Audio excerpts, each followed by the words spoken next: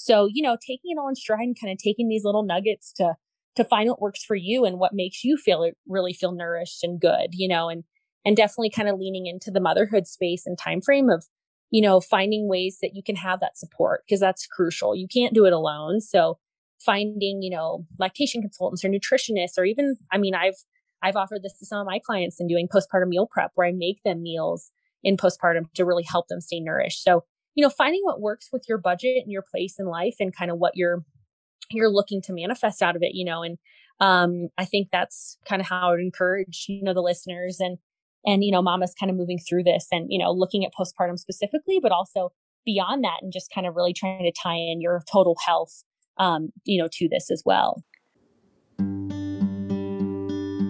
Welcome to the SALT Podcast, where we talk about all things simple. Yep, simple anointed living tips. I'm your host, Jenny Peña. Before we jump into today's episode, I want to thank a sister by the tag name TMH14, the Most High Daughter 14, for leaving this amazing review on Apple Podcasts. It says, we all need a little bit more salt.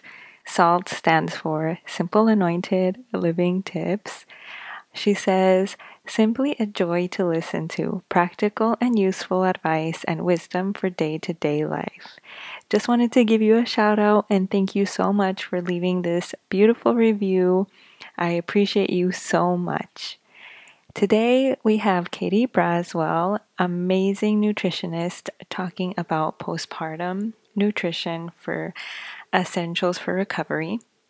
I want to remind you that in the show notes, I write a bit of an outline of our conversation so that it's easy for you to go back and see what we talked about, take notes for yourself, and also just keep in mind that we are here to tell you all the things, but also we want you to take small steps and apply everything to your life where you are now. Wherever you're at, apply it however you can. So I just wanted to give you that little tidbit before you jump into this episode today. Hello, everyone. Thank you again for coming on and listening and tuning in to the SALT Podcast. I have a very special guest. I'm really excited to hear everything she has to share because we really don't hear about these things enough. So thank you, Katie, for joining me today. Yeah, thank you so much for having me. I'm so excited to be a part of this. I'm excited too, especially because I wish that I had these conversations before I had my baby, my first baby. I have 3 now. But before I had her, I didn't really dive too much into talking about postpartum and recovery and all of that. So I'm really excited that you're going to talk about that today. But before we go in, can you just tell us a little bit about yourself and what you're doing, what you're up to, and why you even got started with all of this? Sure. Yeah. Well, thank you again for having me, Jenny. It's really exciting to be a part of this and on your podcast. So my name is Katie Braswell, and I'm a holistic nutritionist based out of Boulder, Colorado. And I started a company about, I guess, a year and a half ago called Wild and Well, which is right now it's just me.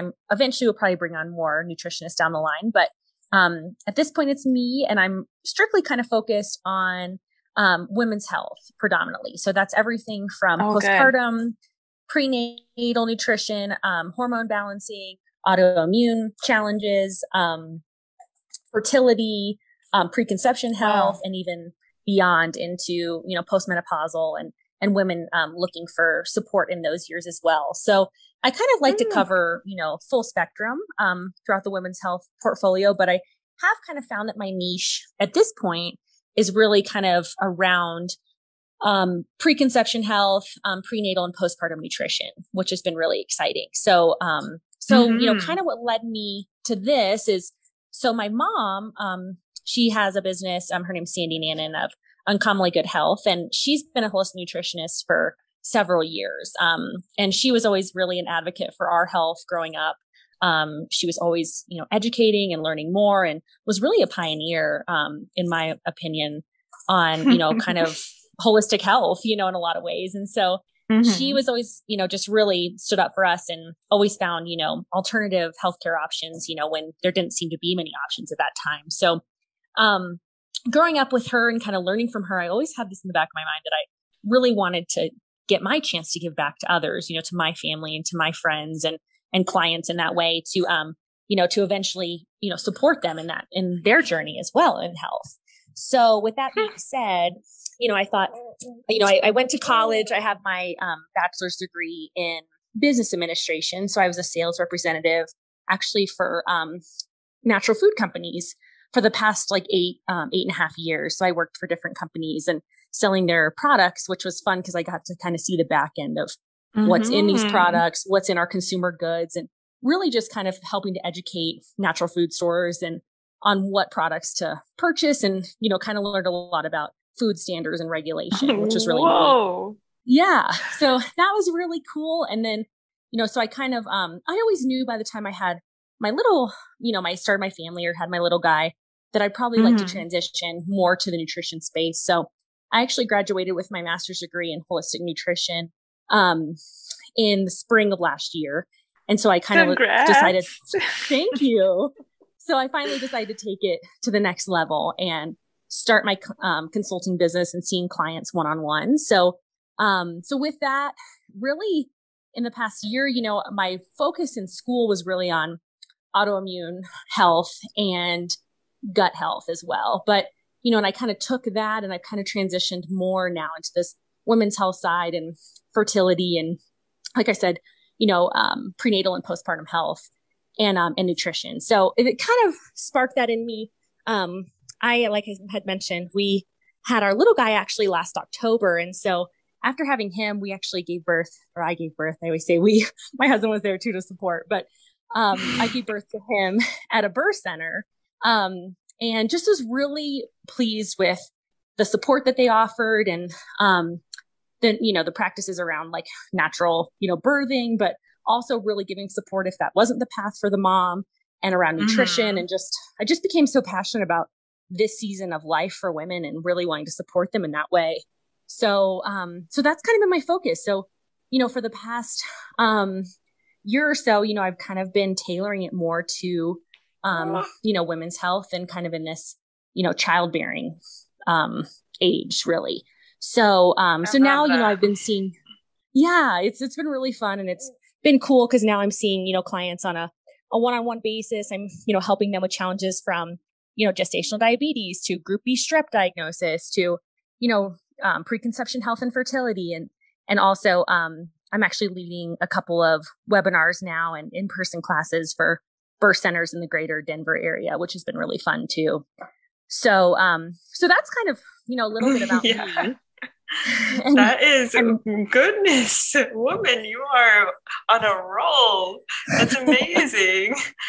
I'm just like, okay, I'm blown away because like I don't see all of this information when I'm following you on Instagram. I just see your awesome posts and your information, and I'm like, I need to have this woman on the podcast.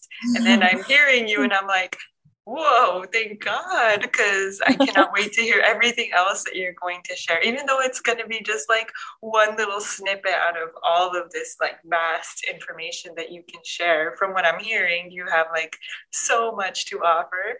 So, thank you. Yeah.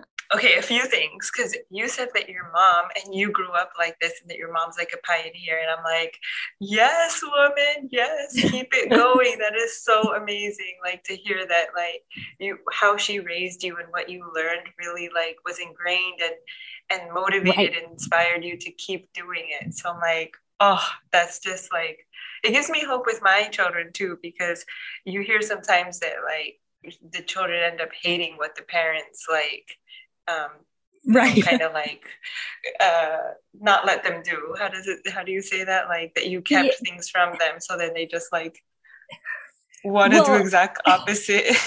Rebel. Right. Well, I think there's just always this notion where it's like, if parents are like, okay, well, if I, push this, at them so much, and kind of make them think, it's like, they push away. They're, my mom, even like we were little, she'd give us our vitamins. We'd be like, oh, we don't want our vitamins again, but she was relentless and, educated us on why they were important. So it was good. Yes. I think it ended up working out really well. Yay. Send her our love. Tell her all the listeners are going to love her. And I hear you with your baby. So how old is he? You said he's a year now? So he'll actually be a year on Halloween. Yeah. So he is. Oh, soon. Yeah. Yeah. He woke up from a nap a little early and we don't have childcare on Mondays. So yes, you might hear his little noises in the background, but yeah, he's just about a year and, yeah, he's living large. He's a wild little guy, but he's so much fun.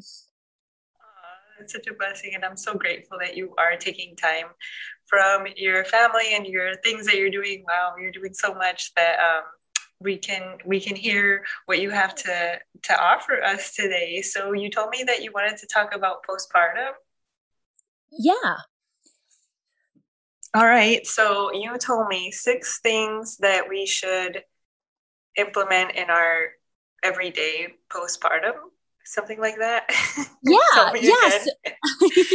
Yeah. So, I like when I looked kind of at your blog, Jenny, and also, the recent podcast you had, I was like, there's, like you had mentioned a lot of talk on prenatal and kind of, breastfeeding and, post baby and then prepping for baby. But I figured it'd be nice to talk about postpartum because that's a season that, is very near and dear to a lot of us because it's, it's very taxing and time consuming. And, and after delivering this little precious human, there's a lot of recovery that happens on the mother. So I figured this would be a good thing to present. So the topic that I wanted to share was kind of these, I kind of condensed it down to 6 postpartum essentials to truly heal. Oh, that sounds awesome. So needed. Okay. So 6 essentials for postpartum. Perfect. Yep. Okay. So what is your, why even have essentials for postpartum? What is Well, so it's no secret that the path to postpartum healing can be long and arduous. The time after birth should be observed as a sacred bonding time between the mom and baby. The big thing, this is a time for deep care and rest for the new mother, given that, we just spent the last several months growing this new life. And one of the most important ways to care for yourself in postpartum is to have solid nutrition and a self-care plan in place and seek to support to help you achieve that plan. So I work a lot with postpartum mamas, specifically, around creating a plan for them to get the maximum nutrition they can, the right supplementation, and then also putting parameters around their lifestyle to get adequate sleep and rest and really just find ways to heal. And, after giving birth, it takes so much from us, both mentally, spiritually, physically. And, after birth, a lot of times it's just the focus on the baby, but really the mom needs time to replenish those nutrient stores that were lost to get, kind of their cells back in working order and just find a way to feel more balanced in their body. And, the more we're focused on that, I feel like the better we're able to recover. A lot of mamas have a lot of different experiences in birth, whether that's C-section or, some can be high risk, some are natural based, some are, go according to plan, some don't. So, there's a lot just to deal with after birth. And so that's kind of why, when I work with my clients, I like to give them the best plan in place to kind of move forward and to have these essentials to focus on truly healing because it takes a long time to get the body back.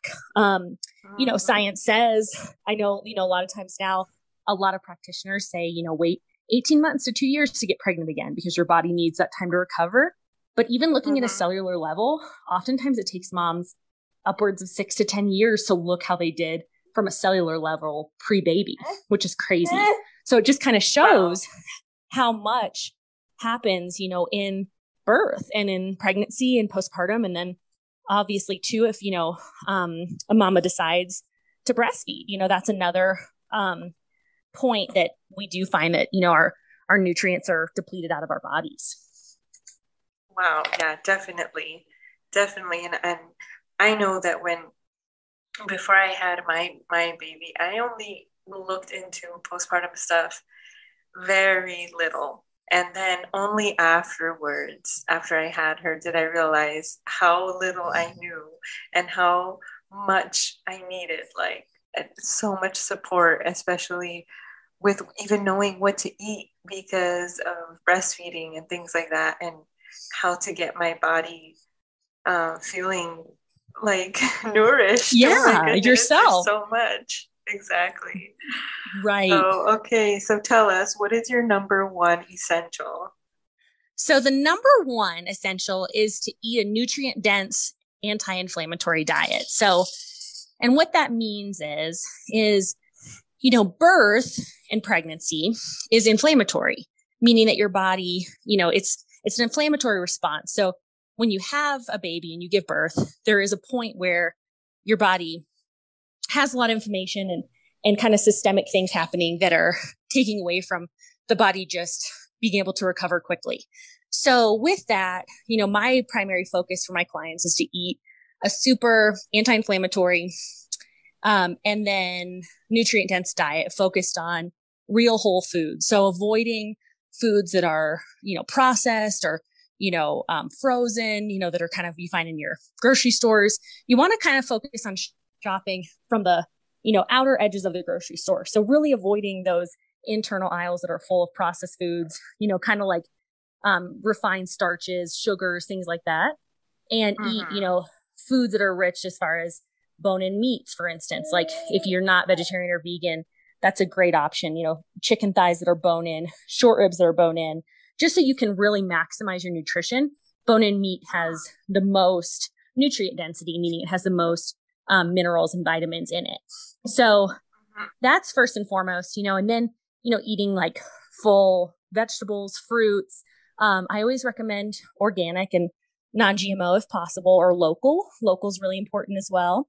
And also, just trying to focus on the anti-inflammatory piece, which, anti-inflammatory foods, historically gluten is anti-inflammatory, alcohol, sugars, tomato-based foods, surprisingly in postpartum can sometimes be a little bit hard on the body. So, just kind of keeping those to a minimum. But if you find that you tolerate gluten and dairy, for the most part, those are totally fine. But I kind of like to just prep my mamas, ahead of time for postpartum healing, that those are some key foods that you could avoid if you find that you're having some sensitivities to it by chance.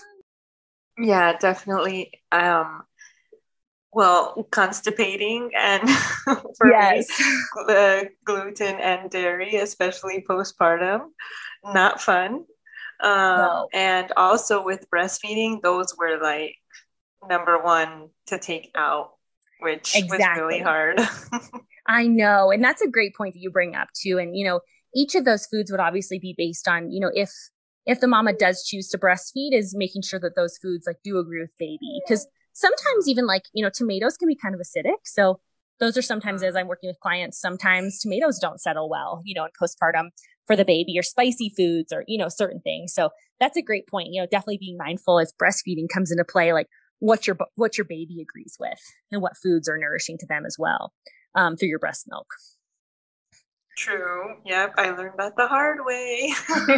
I know. Don't we all? It's like, I'm a nutritionist, and it's when, I thought, I was like, okay, really thinking through my baby, and he ended up, he has a little bit of he has a dairy intolerance too. It's very, very common that those things come into play. Yeah. And then later on, my children, they've all been different, but a few of them, the last two weren't as intolerant as my oldest is. So I was careful at first, and then I was like, okay, they're doing well. It's fine. Like, but like you said, like I had to prepare now that I knew with the second and third, I had prepared myself mentally, like I'm going to like eliminate these things because crying baby is way harder to deal with than eliminating a few foods out of my intake, like totally. Ooh, 100%. girl. I know. It's such a challenge. It's like, no wonder we have to put so much work and effort into this. And, a lot of it's just listening to our intuition and, working with, a great pediatrician or lactation consultant, to figure these things out, or nutritionist. It's a lot. It's a big journey for sure. Oh my goodness. Okay. So what is your number two essential? So number two, and this is just important for hormone balancing in general. Hormone balancing, we're seeing a lot nowadays of, onset of autoimmune challenges like Hashimoto's or, hyperthyroidism, hypothyroidism, just certain challenges, especially in women's health, specifically after having babies, even pre-baby and post-baby. But, we're seeing these things take place. And, a lot of it comes from after having babies, it's no secret that our schedules change totally. I mean, we're not at the leisure now to just make breakfast whenever we want and have a snack whenever we want and just be able to go to the kitchen. But, what I like to always recommend to clients into postpartum is to try to really focus on nourishing yourself. Obviously, there's several reasons for doing that. One of which is to kind of replenish the body, to get those nutrient stores filled again with great vitamins and minerals that we lost in birth, which, giving birth to this beautiful new life, it takes a lot from us. So first and foremost, like that would be key, is to get those nutrient stores replenished by eating enough. Second to that would be to maintain, a milk supply if you choose to nurse. And then third, the big thing too, is just to maintain, because after you have, the milk supply set and then also just satiating your cells and eating enough, the next thing would just be maintaining, your hormone balancing as well in postpartum. So with that, what I recommend is that mamas try to eat within an hour of waking up. And really, this is just general women's health. I mean, I would probably say this to a postpartum mama, but I'd also say it to anyone, any person really that's probably premenopausal. So, whatever age that would, 50, 60 and below, we like to kind of look at this way of eating because it keeps your body nourished. It's not at a point of guessing, when the next meal is coming and, kind of what's taking place, because that's an added stressor on the body. So in postpartum specifically, I recommend, that moms try to eat within that first hour. Oftentimes too, I'll recommend, and I have a lot of resources on my website, and I actually have a blog written specifically for this. So I have some recipes, but, some of my favorite options. Yeah. Some of my favorite options in postpartum for breakfast are like freezable things, some that you can kind of prep before baby comes, like, these egg cups that usually are veggie and egg and or bacon and sausage, or they can be vegetarian, lactation muffins, egg casserole bakes, anything like that. Pumpkin muffins are really good. Things that can be high in protein but also have, some good, carbs, low in sugar, just to kind of get the body going. And then really from that point on throughout the day, I usually like to recommend that mamas eat every 2 to 3 hours. This is especially important really in the first 6 to 12 weeks. After that, I know that some moms really do want to focus on weight loss, and that's crucial, but for their situation. But I always like to recommend that definitely for the first really 6 months postpartum, this is really how you would target, and trying to eat enough. The big caveat to that is making sure you always have snacks on hand, and snacks that you find that, taste good to you and are supportive and nutrient dense in that way. So some of my favorite snacks are grass-fed meat sticks, cheese, raw organic cheese is best, oysters, any kind of like grain-free cracker, rice crackers, things like that can be really nice and good to have on hand as well. Nice. Yeah, definitely. Like, because when we hear you say like snacks and eat often, you think like, oh, okay, I can eat all these like not nutritious snacks like at all. It's like, no, like prepare so that even the snacks that you have are going to like be nourishing and how you said nutrient dense and things like that, so that you are, every time that you put something in your mouth, like not every time, obviously, you can have like a cheat thing, like a chocolate muffin or something, goodness. Right. Totally. But still, like, not that everything that you're eating or everything that you're snacking on is like something that is going to like completely undo what you're basically everything that you're saying is like hormone balance and being nutrient dense and things like that. So I definitely feel you on that. And like I said, like I wish that I would have prepared like that, like things in my freezer.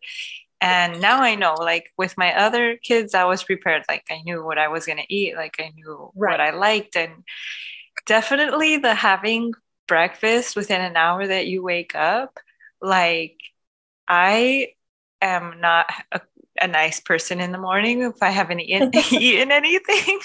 And Right. it's worse postpartum. Like it does not get better. Like it gets worse because Totally. my body, what is it? What is it about it that in the morning, like our blood sugar or like our, Yeah, something's like just off.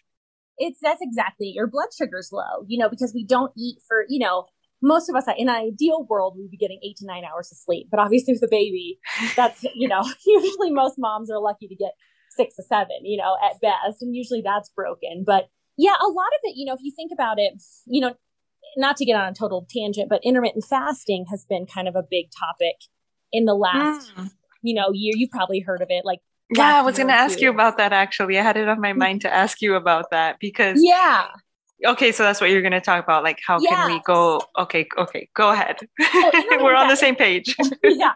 So intermittent fasting is tricky because, well, I guess first I'll finish my first thought. Your blood sugar's low because you're usually finishing dinner between, again, in an ideal situation between probably 6:30 to 7:30. You may have a small snack before bed, but then you probably have roughly 8 hours where you're not eating. So your blood sugar just innately is low. Now, intermittent fasting has a plethora of health benefits. It's no secret that it's been studied. The research is there. It can be really helpful. Like there's certain situations too, like PCOS, for instance. There have been a certain, circumstance or two where I've worked with PCOS clients, and we found that intermittent fasting works really well for them because it helps with their insulin response and balancing blood sugar. And we found that it works better for them.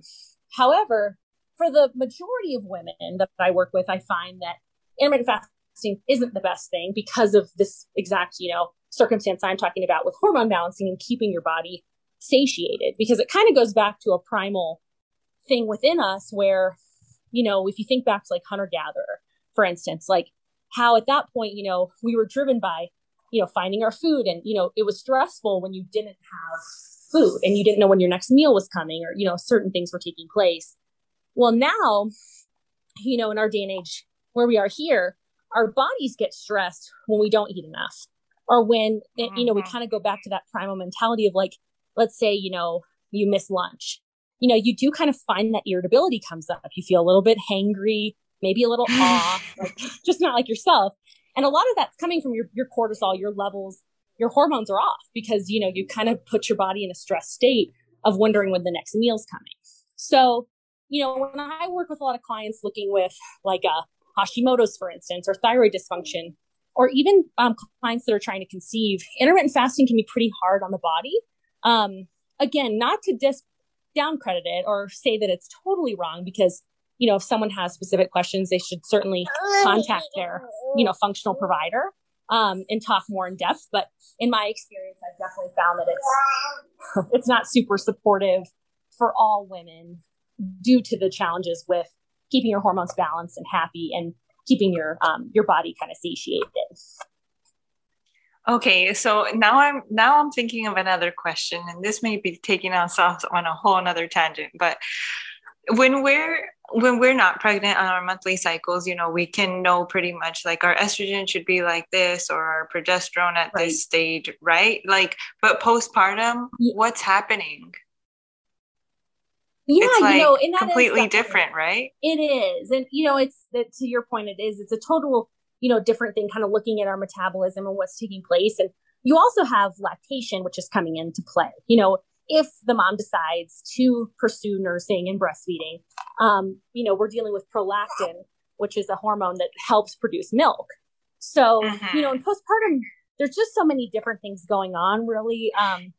Postpartum definitely would not be a good time for intermittent fasting, purely because, you're nourishing another life if you choose to breastfeed. I guess if the mama decided not to breastfeed, I definitely wouldn't recommend intermittent fasting anytime less than probably 6 to 8 months postpartum, just because I think you need that time to really get those lost nutrients back.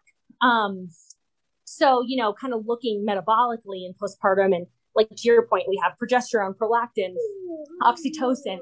We have so many things pumping through our bodies that we really need to be supported with the right level of nourishment. So yeah, that's how I would kind of feel about that. Okay, so I feel like we can just have a whole other conversation about just specifically about this number two that you just dropped on Yeah, us. But we we'll leave can. it at that for now because my mind is just racing like with questions. So, but I want to hear the rest of your points. Yeah. Okay, so that was one and two. So, what is your Yeah. three? So number three is hydrating often and replenishing with electrolytes. So again, kind of going back to postpartum and the needs, of what's just taken place in the body. We've just given birth to this beautiful baby. We're deciding if we're going to nurse and move forward with lactation. There's a lot, again, happening systemically with the body. And the biggest thing to, again, help replenish those nutrient stores in our cells and stay hydrated is to give ourselves adequate water intake. And, it looks different for everyone. Hey, it's me, just taking a quick sec to let you know about the Pink Premium Access. Get the link for access in the show notes or heavenlytreasure.net, where you can choose monthly or yearly access options.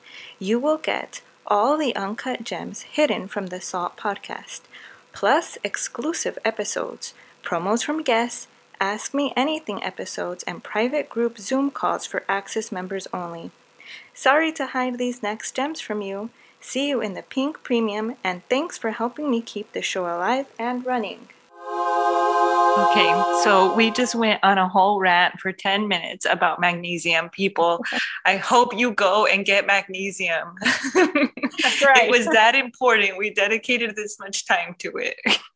Right. So true. Yeah. Okay, so number five. So number five, so this is one that's, I know, a hot topic among definitely in like the social media world and, with holistic health practitioners. But this would be being sure that you're consuming collagen-rich foods to support tissue repair and healing. So this kind of stems around probably the buzzword of bone broth. Bone broth is exceptional for so many things, for gut health, for hormone health, for our central nervous system, and recovering from postpartum, among other things. Bone broth is great in pregnancy as well. It's full of essential amino acids. It's high in protein. And there's also key nutrients, like I had mentioned kind of previously, that are found in beef liver as well. So lots of B vitamins, zinc, folate, selenium. Sorry, my son's giving me a big kiss. He's like, actually, he loves bone broth. This is like probably his favorite topic. He's like, yes, this is like my favorite food. So it's just a superfood of sorts. So it's also something, again, if you're looking at prepping for postpartum, this is something you could make in advance. And I actually have some bone broth recipes on my website that I can also send to you, Jenny, that might be helpful in the show notes. But this is something you could freeze ahead of time. And, I always like to emphasize like in glass mason jars or something so that it is in glass, free of any added chemicals and BPA. But collagen is a superfood when it comes to joint repair. It helps us heal, sleep, support thyroid health, regulate blood sugar, and support healthy metabolism. And collagen is kind of the key thing that's found in our bone broth. You can obviously also take collagen supplementally. I'm sure, most listeners would be aware of that. There's a powdered form you can get from, some of my favorites are Vital Proteins, Great Lakes Collagen. And those are great because you can add them right to smoothies, coffee, water, everything. So, I kind of really like to recommend those to clients, to really focus on both. Like bone broth is great because there's some essential amino acids and nutrients that you're not going to get straight from just a collagen powder. So I always say, add some collagen to your coffee in the morning or your smoothie, and then mid-afternoon, have a cup of bone broth. Or I even find that some clients love bone broth before bed because it's kind of got that warm, kind of soothing feeling. There's also magnesium in it, so it helps with sleep. So that's definitely a big call out for sure, and why it made my list of these postpartum essentials. Yeah, and I'm not really I'm just starting to learn more about collagen. It's like a big buzzword, like you said, now on social media, and like there's more and more companies offering like liquid collagen and all these different things. So I'm like, okay, I guess I need to get some collagen in my body because it's like in my face every day. And they say, I don't know, maybe you can correct me if I'm wrong, but that we stop, as we age, we stop producing as much collagen. Is that true? Right. Am I saying that correctly? Yeah. And that's why, the first craze of collagen really started with, anti-aging properties. We found that there were a lot of ways to supplement with collagen where we had, women and men like, okay, I could look younger. I'm going to take this supplemental collagen because it adds kind of that boost back into our skin and gives us a little bit more richness.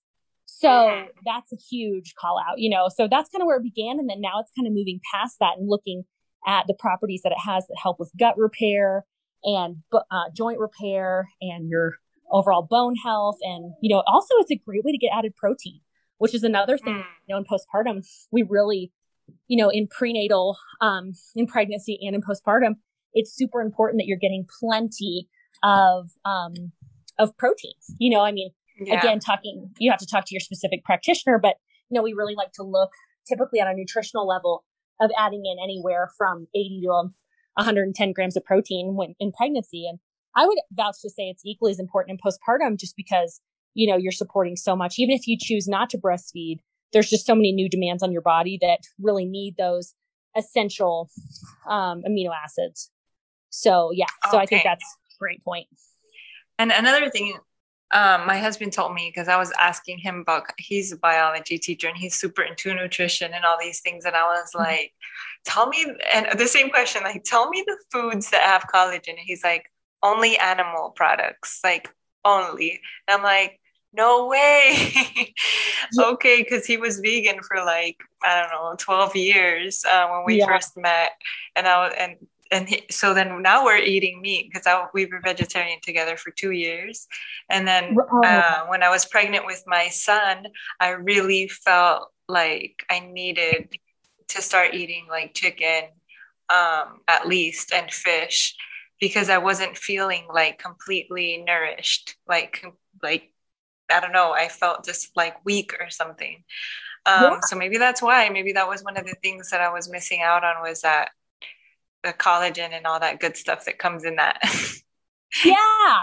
Well, and it's a great point you bring up too, because, there are, obviously there's workarounds. I mean, I have vegetarian and vegan clients that, find ways to get those essential nutrients into their diet. But to your point, it's a meat-based product, I mean, essentially there are ways, there's certain ways to boost your collagen production, like citrus fruits, berries, eggs, they have those properties that could have, help naturally, if you're a vegetarian and still eating eggs.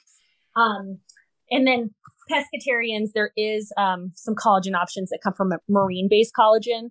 So there are sources to get that, but you're right. The best source of it's going to be from a meat-based, and always highlighting a grass-fed source, always making sure you're getting the best quality collagen.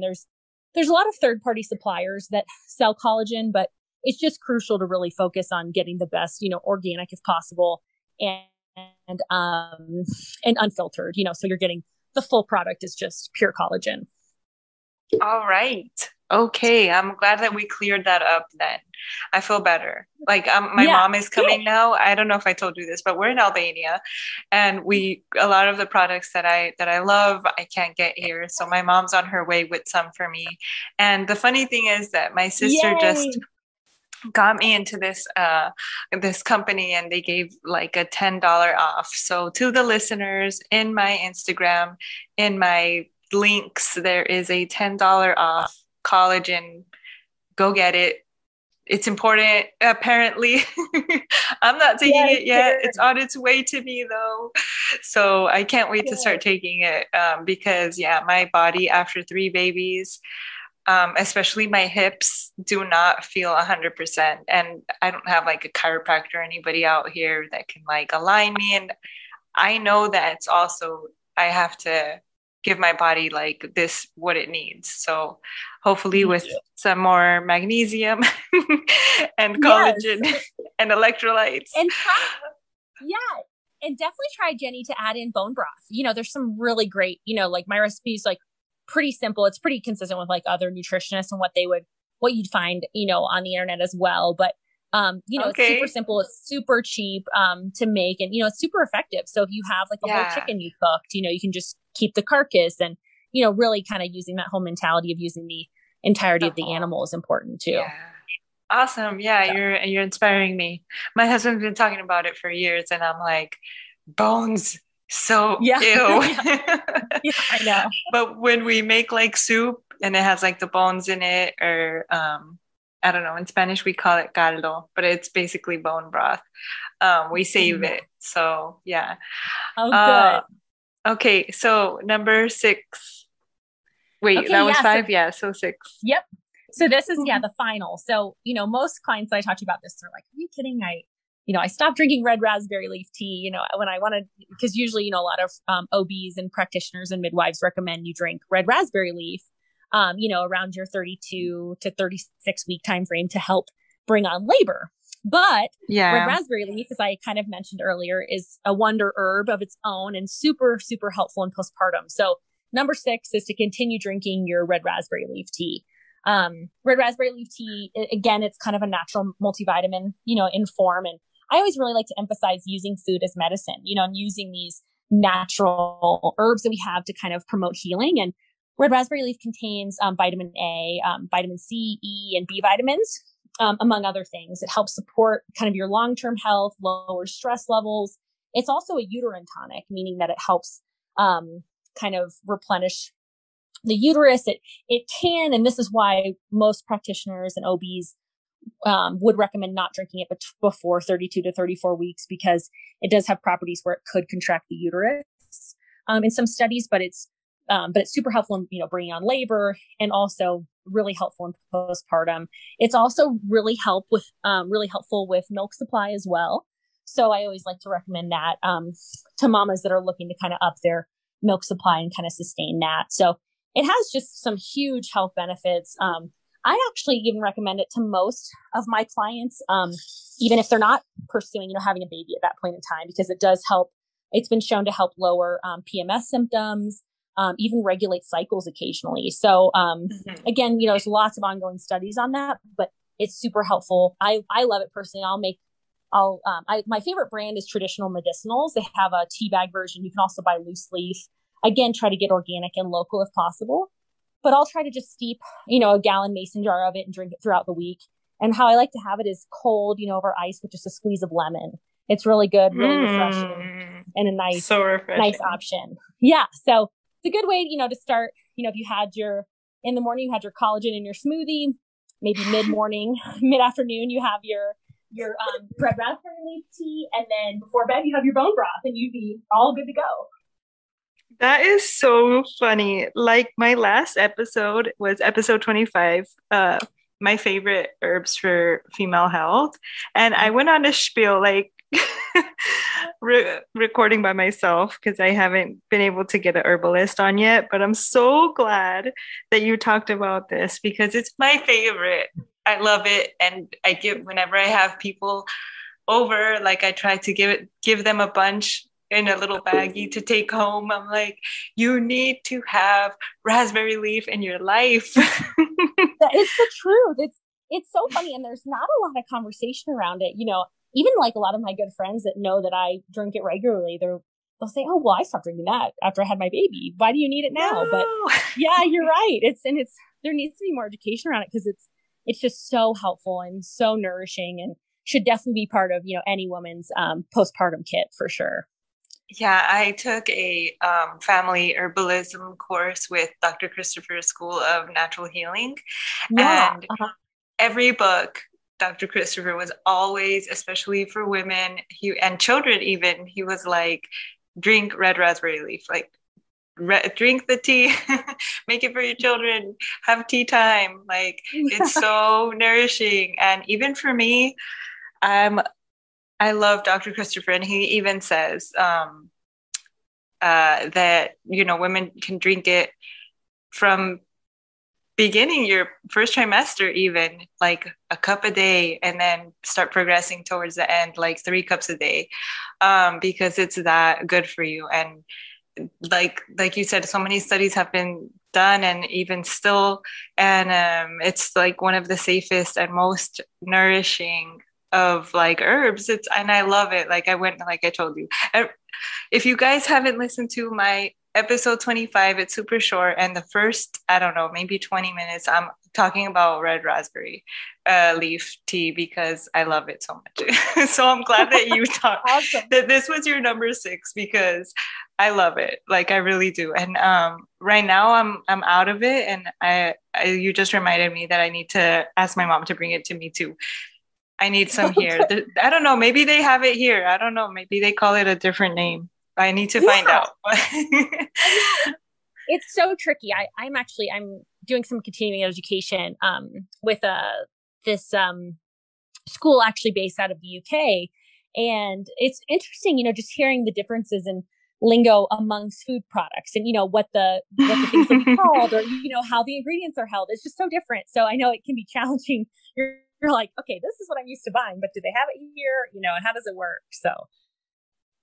Yeah. But it's fun to learn, and it's fun to just see what everybody's talking about and doing. So yeah, thank you for everything. Like everything that you have said so far has been so on point, so needed, and I'm hoping that women who listen to this, even if you've been years postpartum or like it's coming up, like do your homework, take notes, visit Katie's website, and like really put some mind to it, because your baby is going to be taken care of. Like you're not going to let your child not be nourished, and people are going to be wanting to be with the baby, and you could be so easily neglected.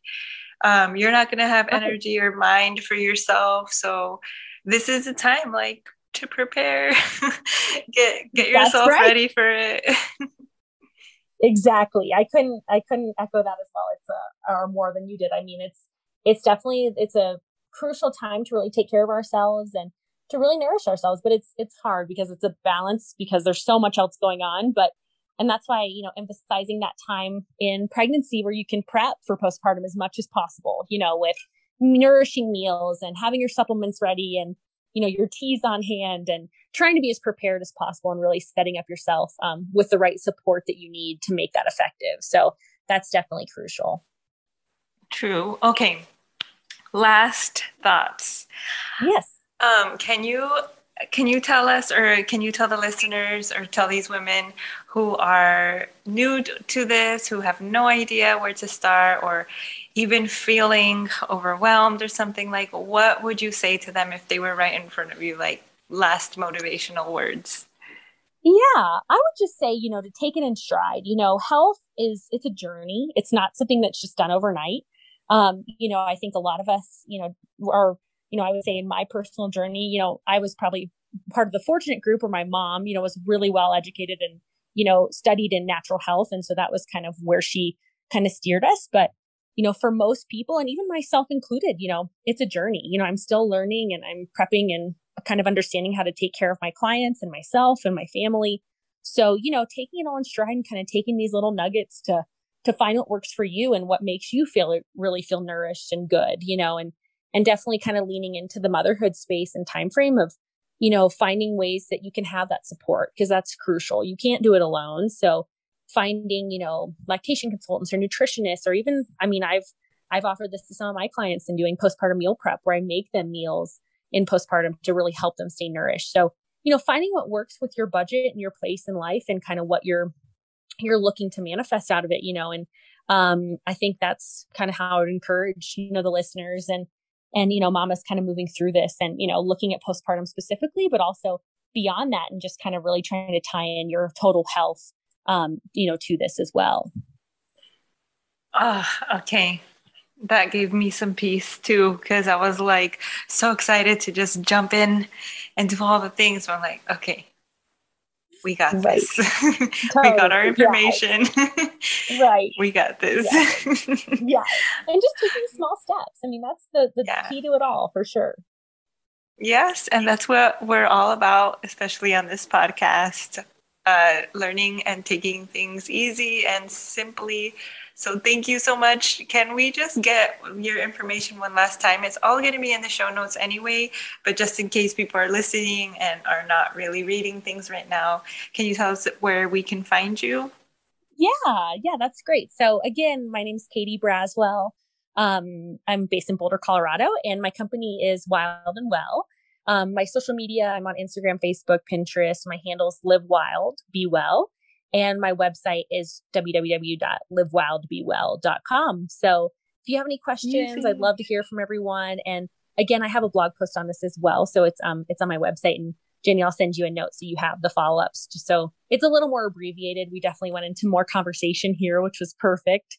But there are some of the brands that I discussed and things that I like on there as well. Okay, perfect. So I'll send people to your website then in the show notes. And thank you so much, Katie. I love this conversation. I cannot wait for everyone to hear it too. Yes, and thank you so much for having me, Jenny. I really appreciate it. It was great to meet you. Thanks for listening in. Be sure to hit subscribe and visit heavenlytreasure.net for more. See you on IG at Heavenly Treasure Living. Till next time, blessings, and remember to be the salt of the earth.